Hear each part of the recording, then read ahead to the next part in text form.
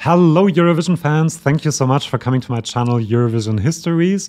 I want to have a quick update of how the charts look at the moment after semifinal 1 and before semifinal 2, because I think there are some conclusions we can draw on who will do well at Eurovision. I am using the great website eurovisiontracker.com.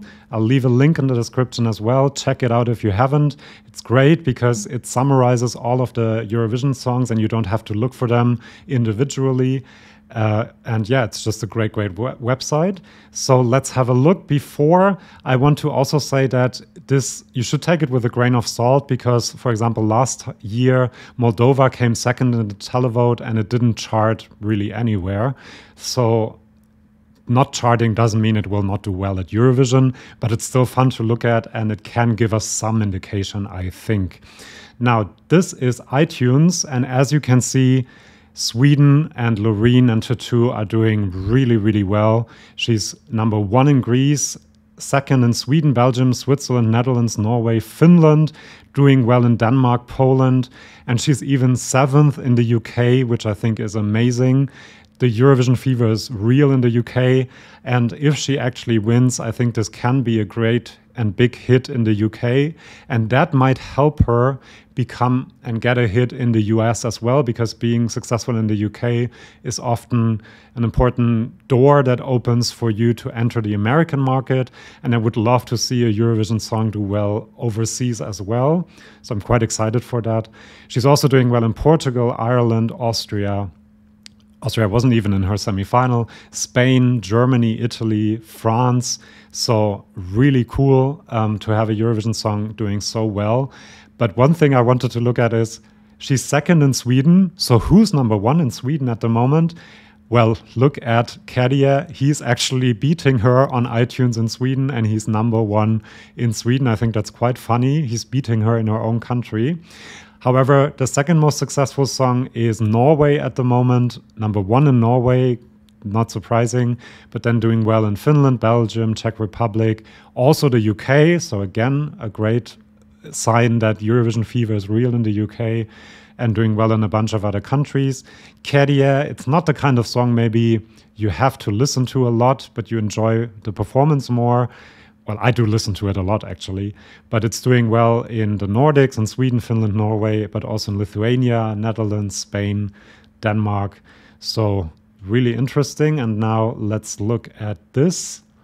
This is also really interesting, I think. Loreen and Euphoria is actually the 4th most successful Eurovision song at the moment, doing really well in lots of countries. I think that's also an indication that Loreen might do well again. People are reminded, oh, she had this other song that I liked, and they're downloading it. And then you have Switzerland. People thought that this might not qualify, but it is actually doing pretty well in lots of charts, in Kazakhstan for some reason, but also Ireland, the UK again, Germany. So maybe Switzerland is actually going to do better than we thought initially. Now let's go to the second tier, and you can see Zarra. She hasn't even performed the song in full in the semi-final, but she's still doing well in France, which I'm really happy about, but also in Lithuania, Switzerland, Norway.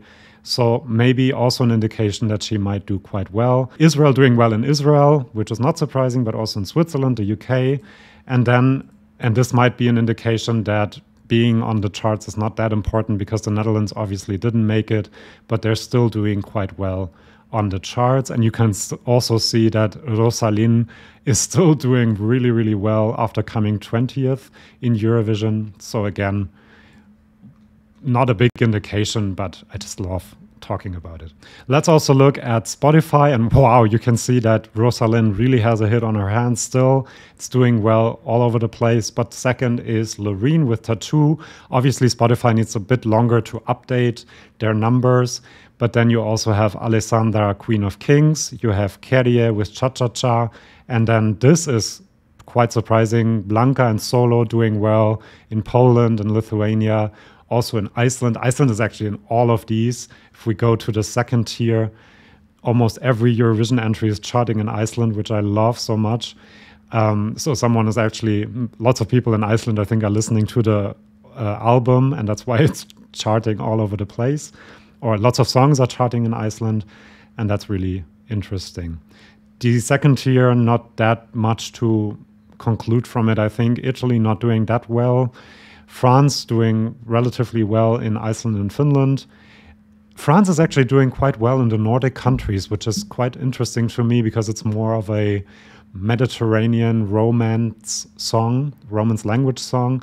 But I think this might actually do really well in the Nordic juries and also the televote, which is interesting. So yeah, this is my quick look at the charts.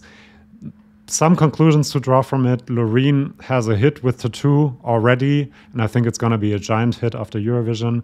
Käärijä and Norway also doing well, and we will see what happens after semifinal 2, whether they will be joined by some other acts or whether these 3 will be the big hits of the year.